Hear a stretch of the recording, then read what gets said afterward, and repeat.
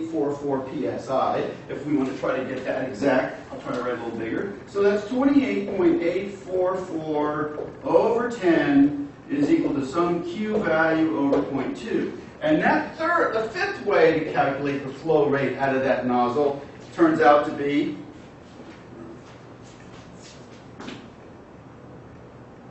0.340 gallons per minute.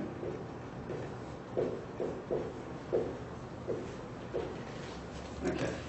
So these are 5 ways of figuring out what the average flow rate is out of my nozzle. And now I can use, and I'm going to get back to this, but I can use this to figure out my gallons per acre is equal to, oh, I expect you to know this equation, 5940 times my gallons per minute divided by my miles per hour divided by my nozzle spacing in inches, and that's I.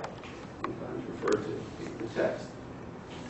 And if I put in 0.303 here, and I think, what do we say, 5 gallon per minute? Let's say, what's the application rate at 5? Let's see what I got. 6 miles per hour. Sorry, no. Yeah, 5 miles per hour term application rate. So this is 5. My nozzle spacing was 36 inches, and everybody did this great. I loved it. And my GPM is whatever's here. And if I calculate my gallon per acre for those different flow rates, well, the higher the flow rate, the higher the application rate. Now I got to make sure I get lined up here, because I did this in a different order. This is going to be 11.3 GPA. This is going to be 22 down here is going to be 9.3. This is 28 psi will be 11.1. This will be 11 point, down at the bottom was 11.2. And up at the top with the flow sensor was 10.0. And all I'm doing is I'm plugging this number in for this, using those as constants. So, 5 ways to determine my application rate in terms of gallons per acre. And I get these values. Which was the right one? Which is the one you would use if you had a choice? Nozzle output. Nozzle output. It's a good thought. Makes sense to me. I mean, that's the one I would pick if I had to do this lab, because what you see is what you get, right? You don't have some Wheatstone bridge with strain gauges stretching and stuff, and you don't have some turbine flowing that you're relying on a calibration. And we never did check those calibrations. We just relied on the manufacturer's specification. And so I think when you refer to as nozzle output, you're saying the catch can where you're catching that material and you're weighing. And you hope that the scales are the same. You hope that that little container is calibrated properly. And the value you got there looks pretty reasonable compared to something. If it was way off, then I'd say, well, let's go back and look at that little container that I had. It wasn't one of those nice graduated cylinders that has high accuracy. It was like a cooking thing where you're just sitting there kind of.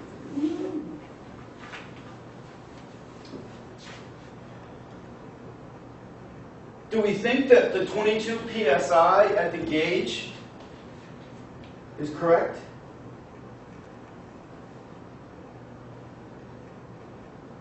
I don't think so. It's giving me a much lower flow rate per nozzle calculated, which doesn't even compare with the catch can or the flow meter. Flow meter's a little bit lower. It's a tough call. It's a tough call. Which is the best one? Now, if I was trying to measure my application rate on the go, meaning as I'm moving through the field, which one would I use? Voltmeter. The pressure transducer, which is this one right here. Yep. Those are the most accurate to actual flow compared to. Closest to that one. Closest to that one. Yeah, it's closest to that one. This one's a little bit lower. So if you rely on this, you think that that's the actually right number, then, and I'm measuring on the go, then I've got this one. But what about my pressure gauge? 28 PSI. Can I use that on the go? It'd be kind of hard. I've got a little dial there. I could videotape it on the go. Come back and, that's difficult to do. So if I'm looking at an as-applied mapping system, I've really got to go with a pressure transducer or a flow sensor to measure my on-the-go application. There are a couple other techniques I don't even want to get into, but those are the best ones, I think, in my opinion. Okay, so what did I ask you to do? That's kind of the gist of the first part of the lab. What did I ask you to do? I asked you to draw the sensors and the components. That looked fine. Connect it to that. Operate the pump, determine the flow rate, and sensor output for 30 seconds. So we did that, and we all have the data over there. Flow rate was sort of what we caught, the sensor outputs for the gauges, and the pressure transducer and the flow sensor. Using the sensor output and calibration, determine the operating pressure and flow rate. So the sensor output was the millivolts and the flow sensor, and we can determine the flow rates. So we got flow rates, and almost everybody gave me the flow rates there. And you can actually take that flow, well, I'm not good at that. Compare the measured nozzle output to the specification. So this was the measured output where we captured the material. These are some of the specifications based on the pressure. And we have three ways to measure pressure, so we really had three specifications. The specifications were coming from the chart, or the calculations. So that's the comparison of all 5 flow rates. Compare the pressure sensor output to the pressure gauges. Well, this was the pressure sensor output, 28.84. Those are the pressure gauges. Compares well to here. We had some question about that 22 psi being at the end. We think, oh, wow, there's pressure drop down there, right? So maybe it was 22 psi at the end. But if it was 22 psi at the end, we'd be seeing this out of our nozzles. We'd be seeing this out of our nozzles, and in reality we got that. So I question whether the actual pressure at the end of the boom was 22 psi. Flow rates were pretty slow going down those tubes, even though the tubes were small. We can get into round numbers, but I don't think we want to go to the point. And if the sprayer is traveling 5 miles per hour, determine the application rate. Well, some people gave me 1, some people gave me all 5, but if you showed me that you ran through those calculations and could do 1, you could do all the other ones. I didn't say what was the best way of determining application rate, but it's still up in the air, still subjective. Okay, any questions on that one before I move on to the unit, the 5940 and the TK2 specs? Let's think about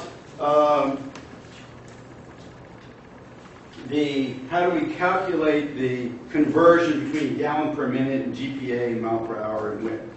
Okay. And I put gallon per minute and GPA, but just basically those conversions, that 5940 conversion rate between those two. Well, I cheated and started with GPA is equal to 5940 times GPM divided by miles per hour divided by my nozzle spacing. Okay. And I'm saying, how do I calculate that 5940? Now, some people didn't use the unit conversions and just kind of took some numbers that they used to calculate GPA and then back calculated and made sure they got the right number. That's really not what I was looking for. What I was looking for was, how do I take those unit conversions and figure out that 5940? So, if I have 1 gallon per minute at 1 mile per hour and 1 inch nozzle spacing, all those were 1s, I would expect to see 5,940 gallons per acre. Okay. So that's what I did. I looked at GPM